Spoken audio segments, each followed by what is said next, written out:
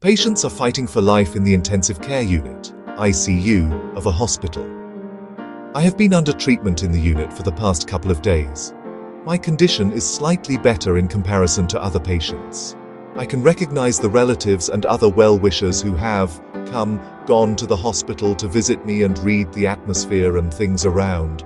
Some patients in the unconscious state are only breathing in the last stage of their life. In other words, they are at death's door and waiting for their death. Their relatives are also awaiting their end. I have seen my death near at hand. Does the world mean nothing? What must this life be dedicated to? After all, one day, everyone must leave this world. During our lifetime, we fall in disputes regarding possession of property, avarice, sin, love, and illusion of the world, and commit mistakes. What's their ultimate use? Some people drop dead before they assess the value of the long, or short, life they have lived. However, I have enjoyed a whale of time to summon up lots of happy moments of life, and some sad ones. I feel quite nostalgic. I am overjoyed and take pride in good deeds and repent of the sins I have committed. My house is within spitting distance of the hospital. The house has got a room where I have spent a few decades of my life, and I have a strong attachment to the room. In the middle of the room is a bed where I spent day and night with my wife, dearest to me in the world. She had breathed her last on that bed. I wish I met my end on the same bed. Wow, how beautiful, peaceful and lovely the bed is. But my room where I spent several decades has been unachievable. I wish to die in the room. I have urged my family members to shift me to my own room from the ICU, but in vain. Now, nothing happens at my will. I have turned into a no-good thing. What's the use of taking me back home? I feel downcast when this piffling wish does not get fulfilled.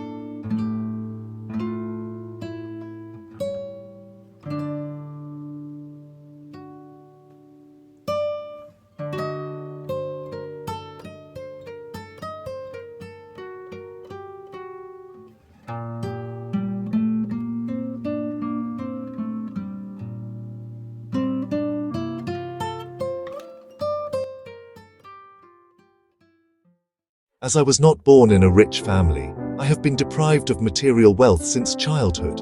I could hardly get even any small thing. Yet, in the early tender childhood, I developed the habit of being satisfied even when the desires were not met. Although I didn't get many things, I was satisfied with a hope that I would achieve them one day in future. However, I was down when I failed to make gorgeous Nirmaya my own beloved.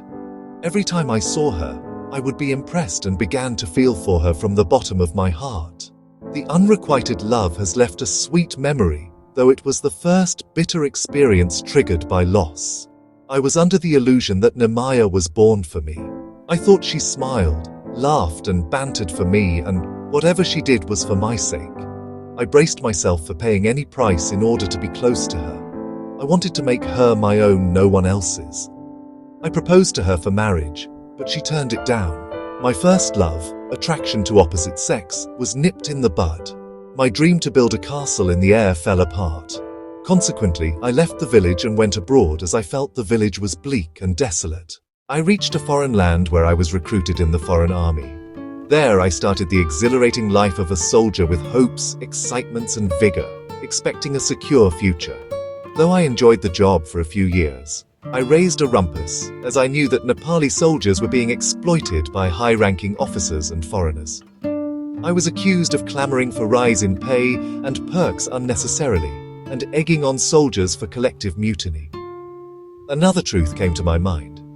A man is unfit in the army if he cannot endure injustice, oppression, and exploitation. I quit the job and returned home. I met Rupakali while I was running from pillar to post in search of a job in my own country. A little money, good money for the people like Rupakali, I had brought from the foreign land was run through in pastime with her. A retired young blood, I was jobless. As a rule, I moved around the city, went to the cinema, got drunk, and went round to Rupakali's in the evening. I could not get the love of Nirmaya, a pie in the sky for me. I took sensual pleasure of youth in Rupakali's cuddle. I felt as if it was the ultimate goal of life. I was head over heels in her puppy love, and fritter away the prime days of my youth. It cleaned me out with every passing day. By the time I was completely cleaned out, Rupakali satiated her sensual thirst and threw me over. My immature dream to marry her and settle down was shattered. I woke up and smelled the coffee again. The snow-capped mountains that could be seen from my village attracted me. I had to go to the village once. I reached the base camp via the village. I took up the job of a porter for mountaineers. It was an enjoyable job. When I went to bed, I fell asleep straight away due to cold climate and hard work. There was nothing to worry about, nor was there anything to regret. Hard work, I came to know, keeps worries at bay. A porter lives a mechanical life. Like animals, he does not know what is going on around him, how fast the world is changing, and what will happen to him. At that time, I saved the life of a tourist. He was near to death due to high altitude. I carried him piggyback to take him to the lower height, and he regained his consciousness. I was filled with joy when I saw his eyes reflecting the feelings of gratitude, acknowledgement, love, and respect. I knew from that small event why people were ready to extend help and benevolence to others and why they chose sacrifice. Life of a porter was not my cup of tea. I came back to the city, thinking of doing a business or running an industry there. Thinking that a business could be started at any age and that an industrialist would get respect and honor, I made a rash decision to open a garment factory. Starting up a business or an industry before acquiring some required basic knowledge is like diving into a deep pool of water before learning to swim. The drowning man can be rescued if a good swimmer takes notice of you. But there's no one to rescue you in business and industry. There is no way but to go bankrupt in a large business. I went bankrupt. Who should I pass the buck? I came to the conclusion that the economic and social environment of the country was not good because the political situation was not conducive. With an aim to making a total transformation, I went over to rebels who were carrying out their activities from the jungle. Military training in the foreign army stood me in a good stead for the rebels. I spent half of a decade of my life as a rebel. I knew it only when the historical 19-day Two People's Movement became a success. During the rebellion, I got a chance to work in tandem with young blood who were infused with the feeling of supreme sacrifice. Our life was balanced on a knife edge. In the very rebel life, I met Fulmaya, a person with courage and determination not to retrace her steps once she moved ahead.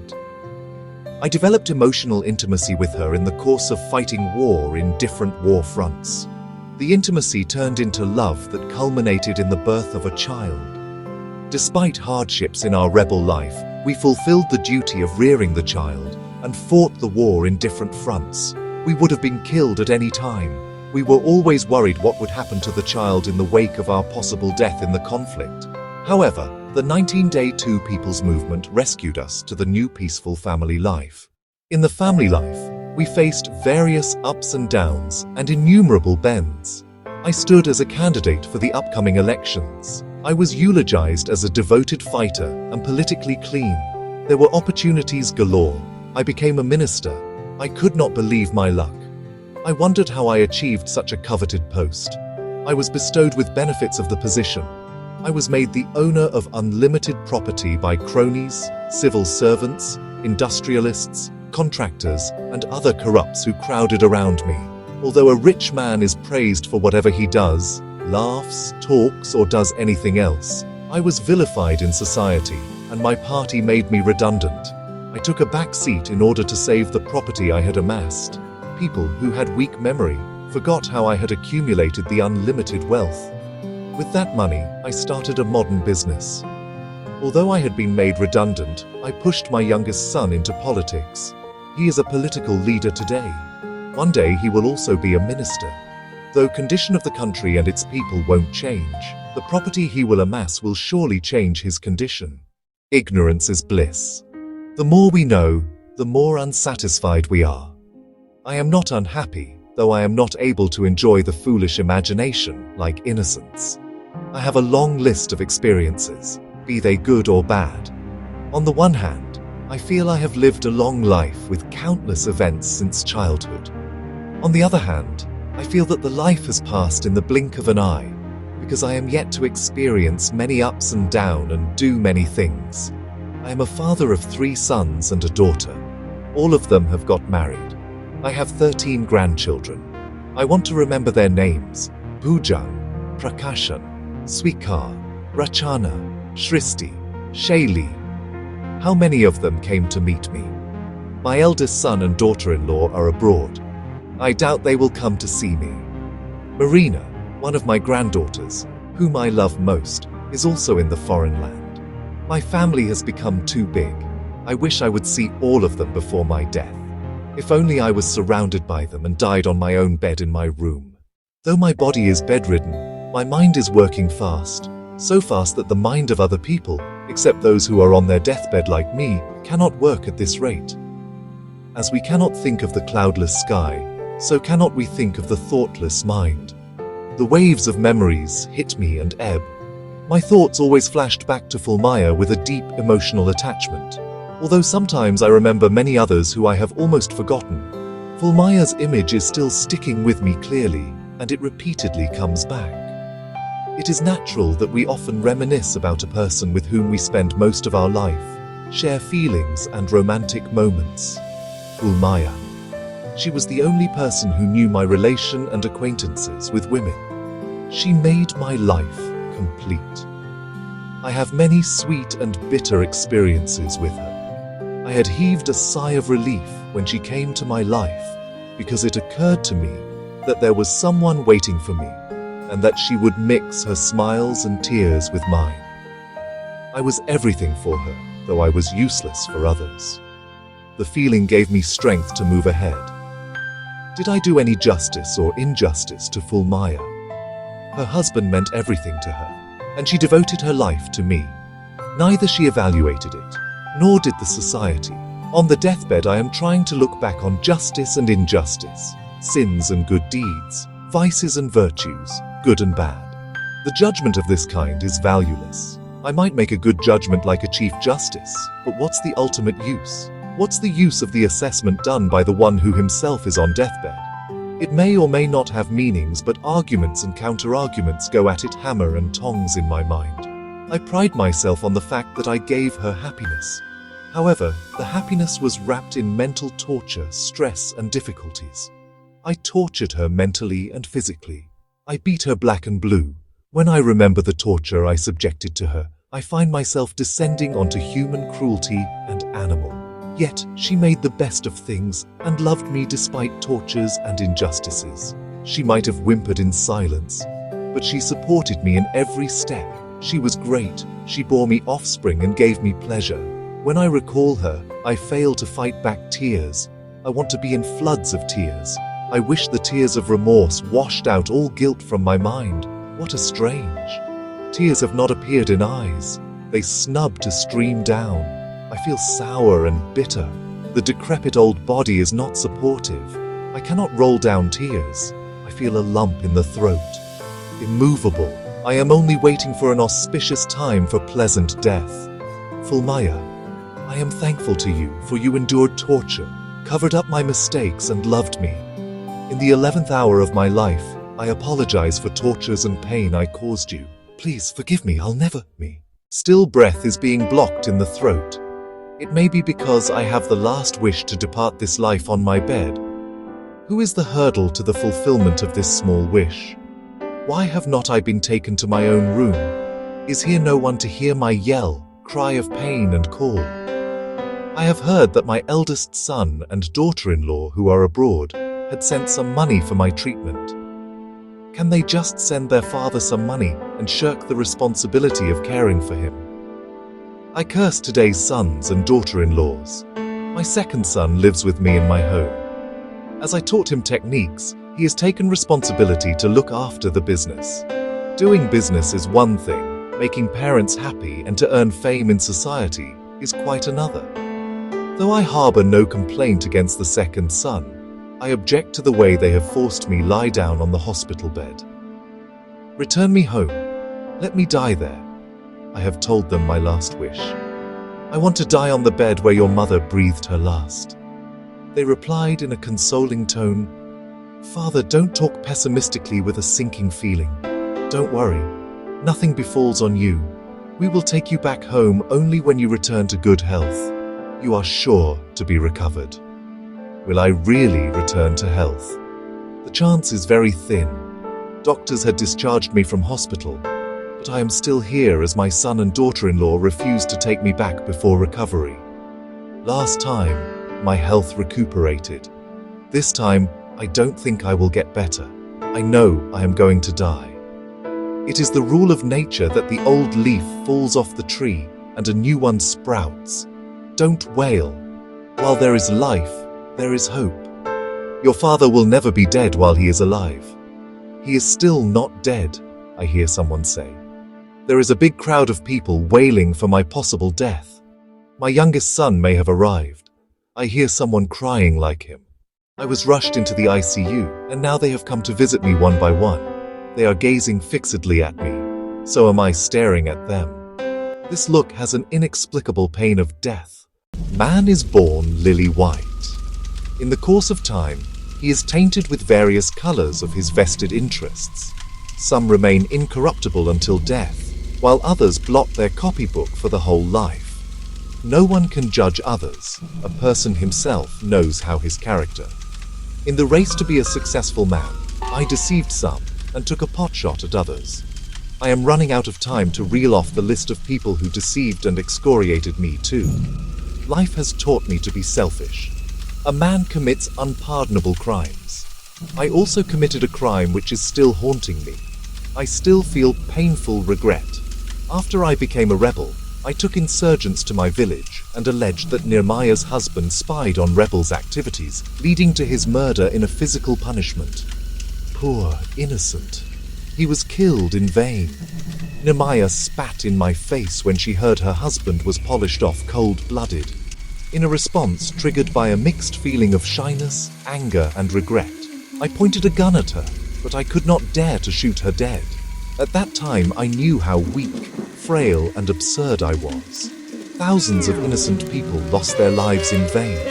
I am also responsible for the genocide. Though I pride myself on fighting bravely for the nation and its people, I am more self-humiliated than proud for killing innocent lives. Even if law of the land sets me scot-free, my inner heart punishes me. Time, or greed, taught me to be a corrupt for money. I preferred a corruptible life for material prosperity to honesty resulting in hardships. Despite the fact that I was for good beliefs and principles, I became ugly-minded, cheater, and immoral in practice. So, I succeeded in amassing property. My mind has gone black. I am not easily breathing my last may be because of the crimes I had committed for money. I ask myself regretfully why I amassed property. Money could not save the life of Fulmaya, nor can it save mine. One of the properties I accumulated is my bed. I want to go there and die on it, but to no avail. It does not matter where you die. The dead does not feel. Death is death where I die, on my bed or elsewhere. When I die, the world dies with me. Why should I worry about my sons, grandsons, all others and worldly activities? The end crowns all. Those who make progress in life turn boastful, but they are unaware that death has no medicine. Everyone must die one day. All are equal to death. It does not spare anyone, whether they have suffered others and amassed wealth, or reached high positions through deception, or they are powerful or powerless. However, no one has time to think about their own death. Only at the last moment of life, we admit death as I am doing it now. Oh, I am deviated. Do I have enough time to deviate? No, I don't have. I have thought about everything in my whole life. Now I must think about death. That is my own death. My death. A low death. No one sings dirge in my death. No one will offer a single piece of flower in my graveyard. Do my children and relatives offer a flower? They will shed crocodile tears and pay a hypocritical homage to me, only to show others. What remarkable thing have I done to have my name written in the history of human race? Like millions of other common people, I lived, dined, and died at last. This is the end of my life, end of my story. What weird feelings. What am I to worry about on deathbed? It is good to die with a smiling face and curious mind. I try to be happy and curious, and I find death more fruitful, more beautiful, and more welcoming than life. I spread out my arms to bid goodbye to life and welcome death. It looks as if I am going to embrace death. My last request to you all, please offer a piece of flower in my last resting place. Every leaf must fall. An old leaf has fallen.